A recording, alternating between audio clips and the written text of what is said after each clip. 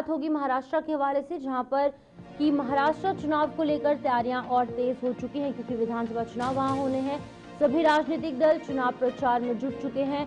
बात की जाए तो चुनाव को लेकर सभी दल अपनी सूची जारी कर रहे हैं। जो लिस्टें यहां पर प्रत्याशियों के नाम है वो सामने रख रहे हैं।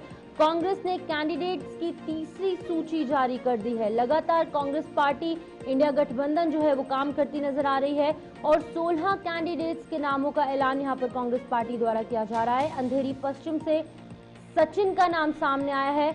वांद्रे पश्चिम से आसिफ जकारिया का नाम सामने आया है। उनको उम्मीदवार यहां पर घोषित किया गया है। कांग्रेस की इस तीसरी सूची में 16 प्रत्याशियों के नाम है। तीसरी सूची में 16 कैंडिडेट्स का ऐलान कर चुकी है कांग्रेस पार्टी। अगर बात की जाए जहां पर भारतीय जनता पार्टी है, दूसरी तरफ कांग्रेस है, यानी एनडीए और इंडिया अलायंस दोनों ही काम करते नजर आ रहे हैं। वांद्रे पश्चिम से आसिफ का नाम सामने आया है, जहां पर ये सूची आपके सामने है। अगर हम प्रत्याशियों के नाम आपको बता दें तो हेमंत नंदा है, मनोहर तुलसीराम है, मणि कराट है, मोहन राव है, उसी के साथ साथ यहाँ पर एजाज है, दयानंद है, सचिन सावंत है, कुलदीप धीरज है, राजेश भारत है, पृथ्वीराज है। तो ये तमाम वो नाम है जिनका कि कांग्रेस पार्टी ने यहाँ पर लिस्ट में नाम रखा है। मेलघाट से डॉक्टर हेमंत नंदा का नाम है, जहां पर खामगांव से डॉक्टर हेमंत नंदा चिमोटे का नाम सामने आया है। कांग्रेस की तीसरी लिस्ट में 16 नाम सामने आ चुके हैं। एक एक कर नामों पर रोशनी डालेंगे। जहां पर गढ़चिरौली की बात की जाए तो यहाँ पर मनोहर तुलसीराम पुरेटी का नाम सामने आया है। 16 नामों की घोषणा कांग्रेस पार्टी द्वारा की जा चुकी है। कुछ नए चेहरे हैं, कुछ पुराने चेहरों पर एक बार फिर से भरोसा जताया गया है। बता दें कि माणिकराव ठाकरे का नाम भी यहाँ पर एक सीट से निकलकर सामने आया है, जहां पर आपको बता दें कि ये पुराने चेहरे हैं। नांदेड़ दक्षिण की बात की जाए तो यहाँ पर मोहन राव का नाम सामने आया है। इनको यहाँ पर प्रत्याशी के रूप में मैदान में उतारा गया है। एक बार फिर से इन पे भरोसा जताया गया है। पुराने चेहरे और कुछ युवा चेहरे भी यहाँ पर सामने आए हैं। देगलूर की बात की जाए तो यहाँ पर कोडिम्बा कांबले का नाम सामने आया है और कहीं ना कहीं एक बार फिर से इन पे भरोसा जताया गया है। पुराना चेहरा है, लोगों के लिए काम कर चुके हैं। सांगली से पृथ्वीराज गुलाब राव को मैदान में उतारा गया है। काफी लोकप्रिय नेता हैं, लोकप्रियता के साथ इन्होंने कांग्रेस पार्टी के लिए काम किया है। एक बार फिर से इन पर भरोसा जताया गया है। तो इस खबर पर अधिक जानकारी देने के लिए हमारे साथ इरशाद अहमद ज्वाइन कर चुके हैं। इरशाद, आप बताइएगा किस तरीके से सरगर्मियां तेज होती नजर आ रही है। एक के बाद एक सूची जारी की जा रही है, जहां पर नेशनल डेमोक्रेटिक अलायंस हो या फिर इंडिया गठबंधन हो, दोनों द्वारा कमर कस ली गई है, काम किया जा रहा है। हाँ देखिए शिपन, खासतौर से चुनाव जो है विधानसभा के बहुत ही ज्यादा रोचक बनते जा रहे हैं और सभी पार्टियां अपने अपने उम्मीदवारों की जो है सूची जारी कर रही है।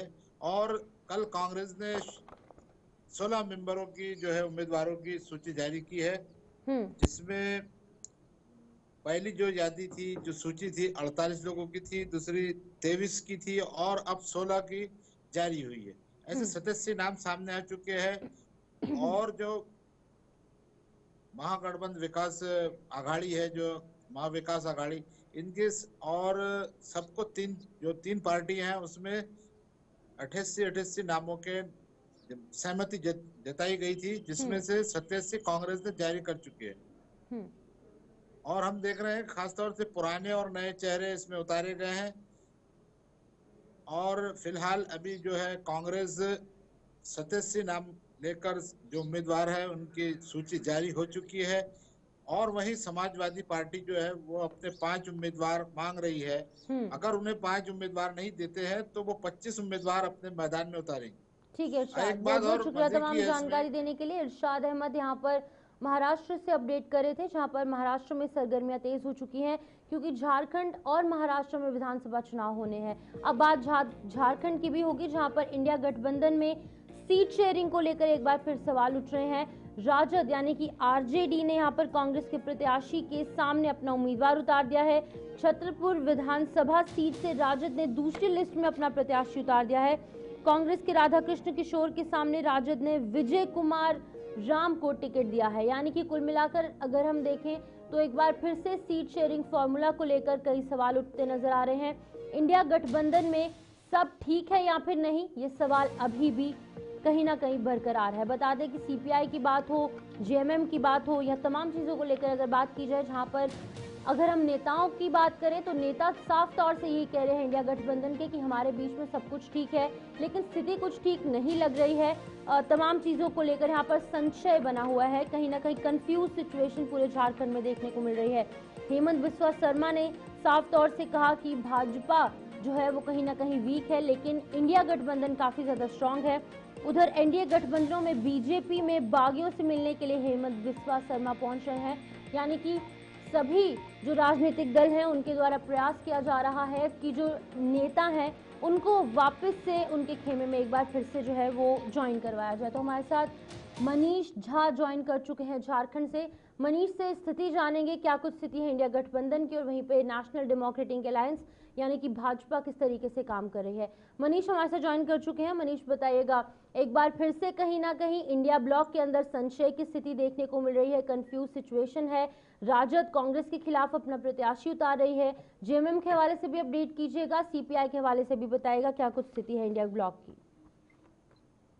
शिवपुर इंडिया ब्लॉक में जिस तरह से पहले से ही रसाकसी देखने को मिल रहा था, और जो सीपीआई के कैंडिडेट थे उन्होंने घोषणा कर दिया कि वो अब अलायंस के हिस्सा नहीं रहेंगे। उसके बाद से ये स्पष्ट हो गया था कि झारखंड मुक्ति मोर्चा, कांग्रेस और राजद साथ मिलकर चुनाव लड़ेंगे। लेकिन जिस तरह से चतरा सीट पर दोनों ने अपना प्रत्याशी उतार दिया है, ये से स्पष्ट हो गया कि अंदर खाने में सब कुछ ठीक नहीं है। अंदरूनी कलह का शिकार इंडिया गठबंधन के लोग हो रहे हैं, और कहीं ना कहीं इसका खामियाजा इंडिया गठबंधन को भुगतना होगा।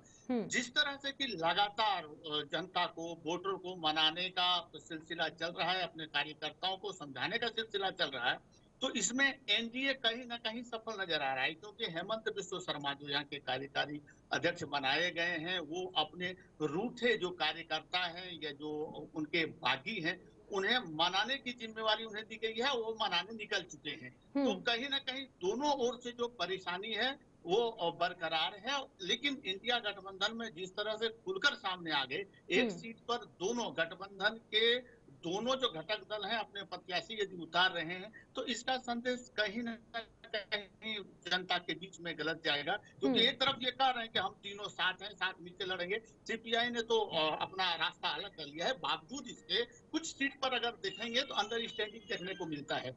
मान लें, लेकिन मनीष अगर हम देखेंगे यहाँ पर तो खबरें ये भी थी कि कहीं ना कहीं इंडिया ब्लॉक थोड़ा सा स्ट्रांग है, क्योंकि तमाम बीजेपी के जो बड़े नेता हैं उन्होंने जेएमएम का दामन थामा था। लेकिन अब यहाँ पर इंडिया ब्लॉक में ही कहीं ना कहीं अंतरकलें नजर आ रही है। और वहीं पर दूसरी तरफ हेमंत बिस्वा शर्मा जो है, जो रूठे हुए नेता है भाजपा से, उनको मनाने का प्रयास करिए। किस तरीके से समीकरण बन सकते हैं, क्या कुछ लगता है आपको?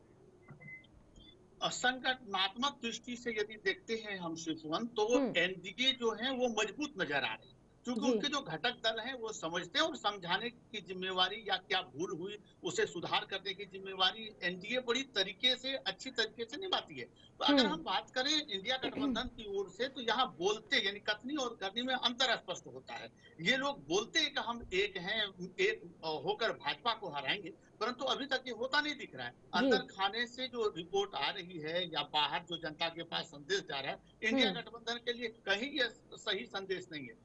क्योंकि जनता ये जानने का प्रयास कर रही थी कि क्या दो भागों में बढ़ता हुआ यह चुनाव दिखेगा, यानी इंडिया और एनडीए। परंतु बीच बीच में जो खबरें आ रही, इससे स्पष्ट पता चलता है कि रूठने और मनाने का दौर जारी है। ठीक है मनीष, ठीक है, बहुत बहुत शुक्रिया तमाम जानकारी देने के लिए। मनीष झा झारखंड के हवाले से अपडेट करे।